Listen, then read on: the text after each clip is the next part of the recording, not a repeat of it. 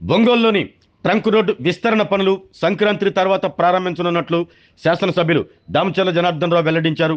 80 అడుగుల మేర విస్తరించనున్న ఈ రోడ్డుకి సంబంధించి ప్రస్తుతం పేపర్ వర్క్ జరుగుతున్నట్లు తెలిపారు.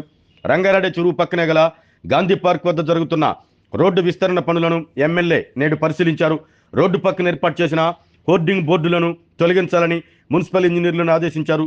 2 జేసీపీలతో జరుగుతున్న పార్కు గోడల తొలగింపు పనులను ఎమ్మెల్యే దామచర్ల దగ్గరుండి పరిశీలించారు. పార్కు ఆవరణలో పునఃప్రతిష్ఠ చేసిన రావి చెట్టు తిరిగి చిగురించడంతో ఎమ్మెల్యే హారతిచ్చి ప్రత్యేక పూజలు చేశారు.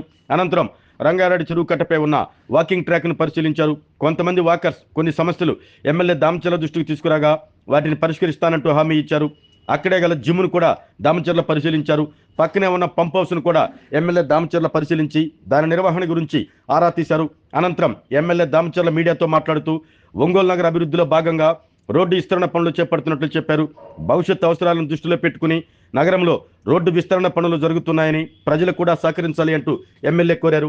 ఎమ్మెల్యే దామచర్ల జనార్దన్ వెంట ఒంగోలు నగర మేయర్ గంగాడ సుజాత, వడా chairman Sheikh Riyaz, deputy mayor Vemuri Bujji, Ongole వ్యవసాయ market committee chairman Rachagarla Venkatrao, division corporator Adipudi Sandilya, municipal మాజీ చైర్మన్ మంత్రి శ్రీనివాసరావు, టీడీపీ నగరాధ్యక్షులు బండారు మదన్, ప్రధాన కార్యదర్శి బొడ్డపాటి వెంకట్, నాయకులు పాలూరి వెంకటేశ్వర రెడ్డి, సింగరాజు రాంబాబు, టీవీ శ్రీరామ్మూర్తి, తెలుగు మహిళా నగరాధ్యక్షురాలు పెద్దిశెట్టి వరలక్ష్మి తదితరులు పాల్గొన్నారు.